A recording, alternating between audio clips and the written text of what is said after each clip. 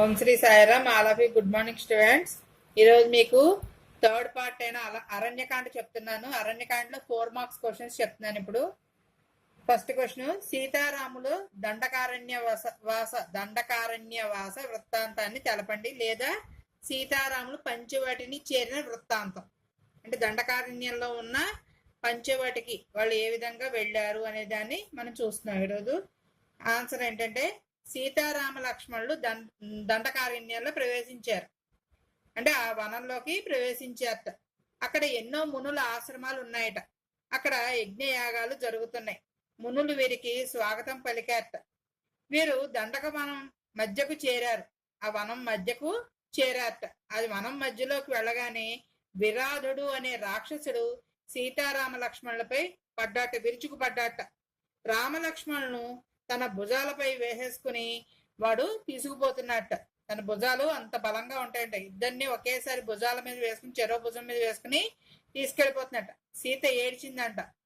రామలక్ష్మణులు విరాధుని భుజాలు అక్కడికక్కడే నరికేశాట. కత్తులతో ఏం చేశాట, ఆ 2 భుజాలని ఎవరు కూర్చున్న భుజం మీద వాళ్ళని అతను రాముడు ఒక భుజం, లక్ష్మణుడు ఒక భుజం, 2 భుజాలని నరికేశాడన్నమాట. ఇక్కడ దండకారణ్యం విడగొట్టని చూడండి. దండక ప్లస్ అరణ్యం, దండకారణ్యం సవనదేక సంధి. యజ్ఞయాగాలు అంటే యజ్ఞాలు ప్లస్ యాగాలు, యజ్ఞయాగాలు ద్వంద్వ సమాసం అన్నమాట. విరాధుడు కుప్పకూలిపోయాడు. ఎందుకని? అతని 2 భుజాల్లోనే అతని శరీరం యొక్క బలం అంతా అక్కడే ఉంటుందంట. ఆ బలాన్ని ఎప్పుడైతే వీళ్ళు లాగేశారో, భుజాలు కట్ చేసి లాగేశారో, వెంటనే విరాధుడు కుప్పకూలిపోయాట. విరాధుడిని గోతిలో పాతి పెడతామని వారు అనుకున్నారు. పాతి పెట్టేటువంటి ఏంటి, పూడ్చి చేద్దామని అనుకున్నట్టు, గొయ్యి తీసేసి కప్పెట్టేద్దాం అనుకున్నట్ట. విరాధుడు తాను తుంబురునని, శాపం వల్ల రాక్షసుడిగా అయ్యానని చెప్పాట. శరభంగ మహర్షిని దర్శించమని, తనను గోతిలో పూడ్చమని రామలక్ష్మణులకు చెప్పాడంట. రామలక్ష్మణులు విరాధుడిని పూడ్చి శరభంగ మహర్షి ఆశ్రమానికి వెళ్ళారు. విరాధుడు చెప్పంగానే వెళ్ళిపోయాడు అనమాట.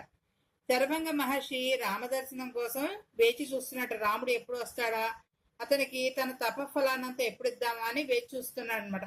తన తపఫలాన్ని రాముడికి ధారపోసాడు. ఎందుకంటే ఈ మునులందరూ వాళ్ళ యొక్క తపఫలాన్ని ధారపోస్తే రాముడికి బలాలు, వాళ్ళ యొక్క యజ్ఞ ఫలాలు అన్ని కూడా రాముడికి అత్యంత బలవంతుడిని చేసి రావణాసుని చంపడానికి అనుకూలంగా అత్యంతమైన శక్తివంతుడిగా మారతాడని చెప్పి వీళ్ళందరూ ఎదురు చూస్తున్నారనమాట. సుతీక్షణ మహర్షిని దర్శించమని ఆయన చెప్పాట. ఎవరు? శరభంగ మహర్షి సుతీక్షణ మహర్షిని దర్శించమని చెప్పాట. మునులు రాముణ్ణి కలిసి రాక్షసుల బాధల నుండి తమను రక్షించమని కోరారు. ఆ దండకవనంలో ఉన్న మునులందరూ కూడా ఇతన్ని కలిసి, రాముణ్ణి కలిసి, మమ్మల్ని రాక్షసుల బాధల నుంచి రక్షించు, రావణాసుడు పెట్టే కష్టాల నుంచి మమ్మల్ని రక్షించు అని చెప్పి కోరాట. రాముడు సరే అన్నట. మీ కష్టాలన్నీ త్వరలోనే తీరిపోతాయి అని చెప్పాట. సీతారామ లక్ష్మణులు సుతీక్షణ మహర్షి ఆశ్రమాన్ని దర్శించారు. ఆయన రామదర్శనం కోసం ఎదురు చూస్తున్నట్ట. ఆ మహర్షి తన తపస్సును రాముడికి దారపోశాడు. ఈ విధంగా దండకారణ్యంలో మునుల ఆశ్రమాలన్నీ దర్శిస్తూ రామలక్ష్మణులు 10 సంవత్సరాలు వనవాసం చేసేశారట. వీళ్ళు వనవాసం ఎన్నేళ్ళు చేయాలి? 14 ఏళ్ళు చేయాలి. 14 ఏళ్ళలో 10 ఏళ్ళు ఈ మునుల ఆశ్రమాలన్నీ దర్శించుకుంటూ వెళ్తున్నారట. వారు తిరిగి సుతీక్షణ మహర్షి ఆశ్రమానికి వెళ్ళారు. ఆయన అగస్త్య సోదరును అగస్త్య మహర్షిని దర్శనం చేసుకోమని రామలక్ష్మణులకి చెప్పాట. ఇక్కడ చూడండి, ఈ పారాగ్రాఫ్ లో సీతారామ లక్ష్మణులు అని ఉంది కదా, ఇది ఒక సమాసం. మనకి సీతారామ అన్న, రామలక్ష్మణులు అన్న ఒక సమాసం కింద తెలుసు, ద్వంద్వ సమాసం కింద తెలుసు. మరి ఇక్కడ 3 నామవాచకాలు ఉన్నాయి, 3 పేర్లు ఉన్నాయి. ఇక్కడ ఒకేసారి 3 పేర్లు వచ్చినప్పుడు దాన్ని ఎలా రాయంటే సీతయ్యను, రాముడును, లక్ష్మణును అని రాసి బహుద్వంద్వ సమాసం అని రాయాలి. ద్వంద్వం అంటే 2 కంటే ఎక్కువ నామవాచక పదాలు, జంట పదాలు కనిపిస్తే దాన్ని బహుద్వంద్వ సమాసము అని రాసుకోవాలంట. ఇది వెరీ వెరీ ఇంపార్టెంట్, చూసుకోండి. నెక్స్ట్ తపఫలము. దీన్ని తపః ప్లస్ ఫలం, తపఫలము విసర్గ సంధి. నెక్స్ట్ అగస్త్య మహర్షిని దర్శించుకోమని చెప్పాక సీతారామ లక్ష్మణులు అగస్త్య మహర్షిని అగస్త్య భ్రాతని ముందు అగస్త్య భ్రాత అంటే సోదరుడు అని సాంస్క్రిట్ లో సోదరుడు అంటే ఏంటి అగస్త్యుడి యొక్క తమ్ముడు అని అర్థం. ఆశ్రమాన్ని దర్శించారట. తరువాత అగస్త్యుడిని దర్శించారు. మరి ఇక్కడ అందరు ఋషుల పేర్లు చెప్తున్నారు. మరి అగస్త్య భ్రాత అని ఆ సోదరుడి పేరు ఎందుకు మెన్షన్ చేయలేదంటే ఇలాగా పేరు తెలియని వాళ్ళని అగస్త్య భ్రాత అంటాం అనమాట. అంటే ఇప్పుడు మనం కూడా చూడండి, ఎక్కడైనా ఎవరి పేరన్నా తెలియలేదు అనుకోండి, ఎవరి పేరైనా చెప్పాలనుకోండి, ఫలానా వాళ్ళ తమ్ముడనో అన్నయ్యనో వాళ్ళ పేరు చెప్తాం. అలాగే ఇక్కడ ఇది ఒక జాతి. అగస్త్య భ్రాత అంటే ఏంటంటే పేరు తెలియని వాళ్ళ గురించి చెప్పేటప్పుడు అగస్త్య భ్రాత అనే జాతీయాన్ని మనం ఉపయోగించుకోవచ్చు అనమాట. అందుకనే ఇక్కడ సోదరుడి పేరు రామాయణంలో ఎక్కడ అగస్త్యుడు ముని యొక్క సోదరుడు తమ్ముడు పేరు ఎక్కడ ఉపయోగించలేదు కాబట్టి అతన్ని అగస్త్య భ్రాత అని పిలుస్తాం అనమాట. అంటే అగస్త్యుడి యొక్క తమ్ముడు అని. అలా ఇద్దరు ఆశ్రమాలు దర్శించుకున్నారు. ఆ అగస్త్యుడు మహర్షి ఏం చేశాడు, శిష్యులతో రాముని రాక ముందుగానే తెలుసుకొని రామునికి స్వాగతం పలికాట. ఆయన రామునికి దివ్య ధనస్సు, అక్షయ తూణీరాలు, అక్షయం అంటే ఏంటి, క్షయం కాని, తూణీరాలు అంటే బాణాలు, అక్షయ తూణీరాలు, ఖడ్గము ఇలాంటివన్నీ ఇచ్చాట. రామునకు జయం కలుగుతుందని ఆశీర్వదించాడు. రాముడు తాము నివసించడానికి తగిన ప్రదేశాన్ని సూచించమని అగస్త్యుని కోరాడు. ఈ 10 ఏళ్ళు కూడా వాళ్ళు తిరుగుతున్నారు తప్ప దండక వనంలోకి వచ్చి అన్ని ఆశ్రమాలు తిరిగి అన్ని చేస్తున్నారు. కానీ అయోధ్య నుంచి బయటకు వచ్చేసరికి వీళ్ళు ఒక స్థానాన్ని ఏర్పరచుకోవాలి. అందుకని మాకు నివసించడానికి తగిన ప్రదేశాన్ని ఇవ్వండి, చూపించండి అని అడిగారట. ఆ మహర్షి గోదావరి తీరంలో ఉన్న పంచవటిలో ఉండమని వారికి సూచించారట. పంచవటి అదే దండకారణ్యంలో ఉన్న పంచవటి అని. రామలక్ష్మణులకు మార్గ మధ్యంలో జటాయువు కనిపించింది. జటాయువు అంటే గనక మళ్ళీ మనకి సూర్యుడి దగ్గర రథసారథి అనూరుడు అని ఒక రథసారథి ఉంటాడు. ఈ అనూరుడు ఈ జటాయువుకి తమ్ముడు అనమాట. జటాయువు అన్న అనమాట. జటాయువు అంటే గ్రద్ద. మళ్ళీ ఈ జటాయువుకి దశరథునికి మిత్రబంధం ఉందన్నమాట, స్నేహబంధం. వీళ్ళిద్దరూ మిత్రులు అనమాట, చాలా మంచి స్నేహితులు అనమాట. దానికి సీత రక్షణ బాధ్యతలు వాడు అప్పగించారు. ఆ జటాయువుకి సీత యొక్క రక్షణ బాధ్యతలు అప్పగించారు. ఎందుకంటే ఈ జటాయువు కూడా తండ్రి వయసు కలవాడే, దశరథుని వయసు కలవాడే అంటే పెద్దవాడు అనమాట. అందుకని అతను ఎక్కడికి వెళ్ళలేడు కాబట్టి అక్కడ చెట్టు మీద నివసిస్తూ ఉంటాడనమాట. ఆ సీత బాధ్యతనంతా అప్పగించాడనమాట. అంటే వీళ్ళిద్దరూ వాళ్ళ సామాను, పళ్ళు, ఫలాలు అవన్నీ తెచ్చుకోవడానికి వెళ్ళినప్పుడు ఈ సీతని ఒక తండ్రిలాగా జటాయువు చూసుకుంటాడనమాట. పంచవటిలో ఆశ్రమం నిర్మించుకుని వారు అక్కడ నివసించారు. నేరేడు కర్రలతోటి రాముడు ఆ లక్ష్మణుడికి ఆదేశించిన మేరకు ఆశ్రమాన్ని నిర్మిస్తారనమాట, నేరేడు చెట్టు కర్రలతోటి. ఇలాగా వాళ్ళు పంచవటిలో ఒక ఆశ్రమాన్ని ఏర్పాటు చేసుకున్నారు. నెక్స్ట్ క్వశ్చన్ చూడండి. సీతాపహరణం గురించి రాయండి. సీత ప్లస్ అపహరణం. అపహరణం అంటే ఏంటి, ఎత్తుకుపోవడం. సీతను ఎత్తుకుపోయిన విధానం గురించి రాయమన్నాడు. లేదా రావణుడు మారీచుని సహాయంతో సీతాదేవిని అపహరించిన వృత్తాంతాన్ని రాయండి. రావణాసుడు సీతని ఎత్తుకుపోవడానికి ఎవరు సహాయం తీసుకున్నారు, మారీచుడు. ఈ మారీచుడు ఎవరు, మళ్ళీ తాటక యొక్క కొడుకు. అతని సహాయం తీసుకున్నప్పుడు రాముడు బాణం వేస్తే గాయాలు తగిలి తప్పించుకున్నాడు కదా, ఆ తాటక యొక్క కొడుకు అనమాట మారీచుడు. చూడండి క్వశ్చన్ ఆన్సర్ చూడండి. సీతారాములు పంచవటిలో సుఖంగా జీవిస్తున్నారు. వాళ్ళు డైలీ వేస్ అన్ని చేసుకుంటూ గురువులు సేవలు చేసుకుంటూ అన్ని సుఖంగా జీవిస్తున్నట. రావణుని చెల్లెలు శూర్పణఖ అక్కడికి వచ్చి రాముడి యొక్క అందం మీద మోహం అంటే ఇష్టపడి తన్ను భార్యగా స్వీకరించమని రాముడిని కోరిందంట. మాయగా వచ్చిందనమాట. అందాలు రాసుకారు. శూర్పణఖ ఎలా ఉంటుంది, రావణాసుడు రాక్షసు కదా, అది ఎలా ఉంటుంది, వికృతంగా ఉంటుంది. కానీ అందంగా మార్చుకుని తన్ని శరీరాన్ని మాయతో అందంగా మార్చేసుకుని నేను సీత కంటే అందంగా ఉన్నాను, నన్ను నువ్వు భార్యగా స్వీకరించు అని కోరిందంట.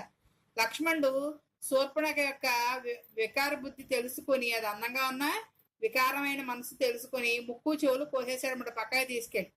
శూర్పణఖ దండకారణ్యంలో ఉన్న సోదరుడు కరుడికి ఆ విషయం చెప్పింది. కరుడు పంపిన యోధులను, కరదూషణలను, మొత్తం 14,000 మందిని రాక్షసుల్ని రాముడు గడియలో చంపాడు. గడియ అంటే 1 hour అన్నమాట. ఒక గడియ అంటే 1 అవర్. ఆ 1 అవర్ లో చంపేశాడు అనమాట. ఎవరు పంపించాడు? కరుడు పంపించాడు అనమాట. ఈ కరుడు తాటక యొక్క సోదరుడు అనమాట. ఈ కరుడు ఏం చేశాడు? యోధులు అంటే వీరులు. ఈ వీరుల్ని కరదూషణులు అనే ఈ కరుడు యొక్క ఇంకొక మంత్రి. ఆ కరదూషణను మొత్తం కలిపి 14,000 మంది రాక్షసుల్ని రాముడి మీదకి యుద్ధానికి పంపిస్తే వాళ్ళందరినీ ఒక గడియలో చంపేశాట.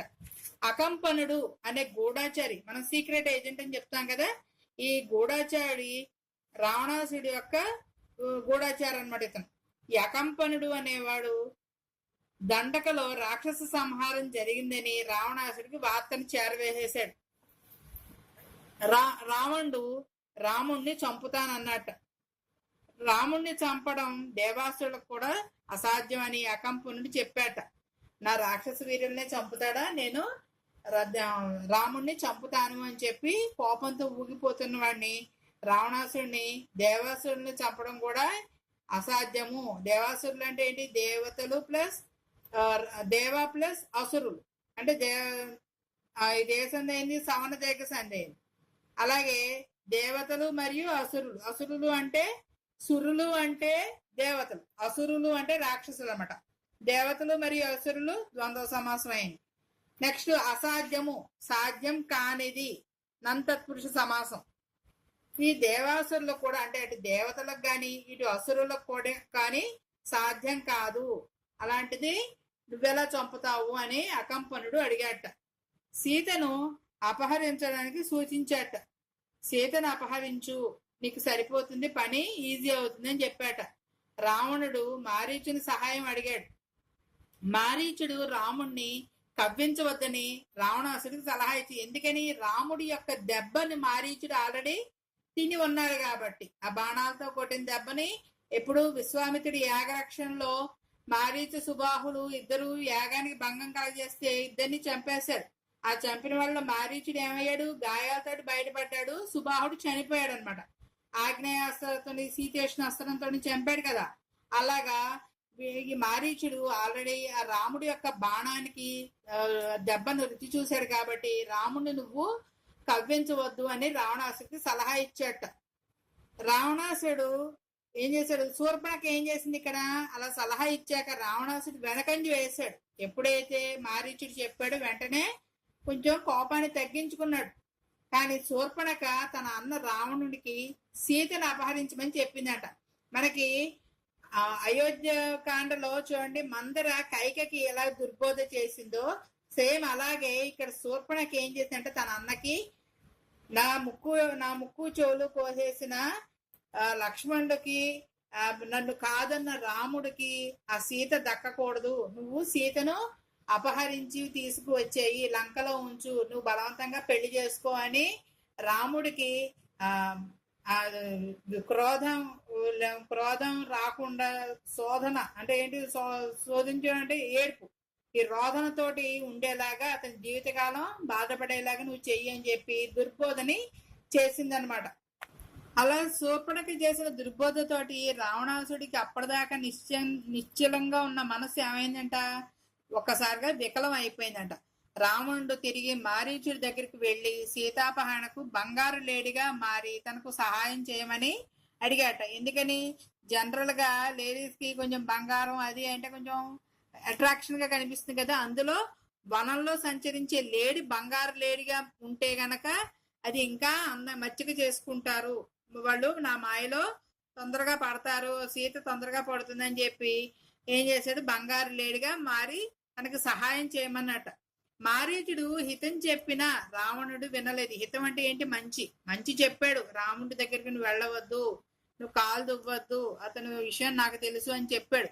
కానీ రావణాసుడు వినలేదుట. తనకు సహాయపడకపోతే మారీచుడిని చంపుతానన్నట్ట రావణుడు. ఇక్కడ మారీచుడికి ముందు నుయ్యి వెనక గొయ్యిలో ఉందనమాట. ముందు నుయ్యి అంటే ఏంటి? ఎదురు రాముడి దగ్గరికి వెళ్తే రాముడు చంపేస్తాడు, ఎలాగా మోసం చేశానని చెప్పి రాముడు చంపుతాడు.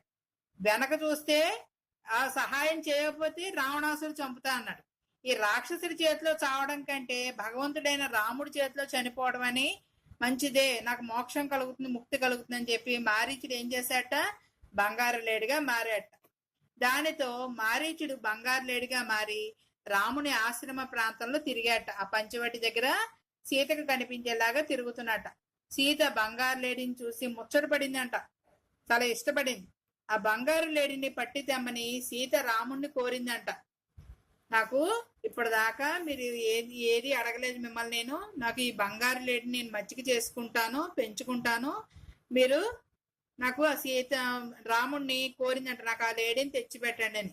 అది మాయలేడి అని లక్ష్మణుడు చెప్పేట. బంగారు లేడి అనేది ఎక్కడా తిరగదు, అది అసాధ్యము, వనాల్లో ఎక్కడ మామూలుగానే ఉంటుంది కానీ లేడి బంగారంతో ఉండదు, ఇది మాయలేడి, మనని ఎవరో మాయ చేస్తున్నారు అని చెప్పి ఆల్రెడీ అక్కడ రాక్షసుని చంపారు కదా 14,000 మంది, వాళ్ళ నాయకులు ఎవరో మాయ చేస్తున్నారు మన్ని అని చెప్పి చెప్పాట. రాముడు ఏం చేసేట, సీత మాట కాదనలేక, సరే సీత మాట కాదనలేక లక్ష్మణ్ణి సీతకు కాపలాగా ఉంచి తాను లేడి కోసం వెళ్ళాడనమాట. ఎవరు, రాముడు. మాయలేడి రామునికి దొరకలేదు, ఎక్కువ దూరం తీసుకెళ్లిపోయింది. మరి సీతని రావణాసుడు వచ్చి తీసుకెళ్లిపోవాలంటే అక్కడ అందుబాటులో రాముడు ఉండకూడదు, అలాగని లక్ష్మణుడు కూడా ఉండకూడదు, ఒంటరిగా ఉండాలి సీత. అందుకని వాళ్ళని కొంత దూరం తీసుకెళ్లిపోయిందంట రాముడిని. రాముడు ఇంకా సహించలేక దానిపై బాణం వేసేట. బాణం కాలికో దేనికో తగిలింది అనుకోండి, అక్కడ పడిపోతుంది కదా, ఆ పడిపోయినప్పుడు దాన్ని తీసుకు వెళ్ళవచ్చు అని చెప్పి బాణం వేశాడనమాట. మాయలేడి చస్తూ ఏమైందంటే మాయలేడి చనిపోతూ హా సీత, హా లక్ష్మణ అని రాముడి అరుపుతోటి అరిచిందంట. రాముడు టోన్ ఉపయోగించి అరిచిందనమాట. ఆ ధ్వని విని సీత రాముడు ఆపదలో చిక్కుకున్నాడని లక్ష్మణ్ణి రాముడికి సాయంగా వెళ్ళమని చెప్పిందంట. కానీ లక్ష్మణుడు అది రాముడు వాయిస్ కాదు, రాముడు అరవట్లేదు అని చెప్పాట. అలా లక్ష్మణుడు అది కాదు అంటే అతన్ని సీత నిందించిందంట. నిందించడం అంటే ఏంటి, ఇక్కడ అనుమానించింది, తిట్టిందంట. నీ అన్నగారు ఆపదలో ఉంటే నువ్వు ఇక్కడ ఉండి ఏం చేస్తావు, నీకేదో దుర్బుద్ధి ఉంది నా మీద అని చెప్పి రాముడు తర్వాత నువ్వు ఆ స్థానంలోకి రావాలనుకుంటున్నావా అని చెప్పి నిందించి తిట్టిందంట. అప్పుడు లక్ష్మణుడు బాధపడి, అమ్మా నేను నిన్ను తల్లితో సమానంగా చూస్తున్నాను, నువ్వు నా కన్న తల్లివి, నువ్వు నా తల్లి తర్వాత తల్లి లాంటి దానివి, నా అన్న నాకు తండ్రితో సమానం, ఎప్పుడు నాకు ఆ ఉద్దేశం లేదు అని బాధపడ్డాట. అయితే నువ్వు ఇక్కడి నుంచి తక్షణం వెళ్ళాలి అని చెప్పి అనగానే, ఆజ్ఞాపించగానే ఏం చేసిందంట, లక్ష్మణుడు సీతను విడిచి వెళ్ళేటప్పుడు అతని జాగ్రత్తలో అతను ఒక బాణాన్ని మంత్రించుకుని ఆ సీతకి గిరిగీశాట. అంటే నువ్వు ఈ గేట్తను దాటి బయటికి రాకూడదు అని చెప్పి అగ్నిజ్వాలలు కమ్మే ఒక గీతని, లక్ష్మణ రేఖని గీసాడనమాట. ఇది చూసుకుని రావణాసుడు ఇదే అదునుగా రావణాసుడు ఏం చేసేట, సన్యాసి వేషంలో సీత ఉన్న ఆశ్రమానికి వచ్చాట. తాను రావణుడు అని చెప్పి సీతను బలవంతంగా తన లంకా నగరానికి తీసుకుపోయాట.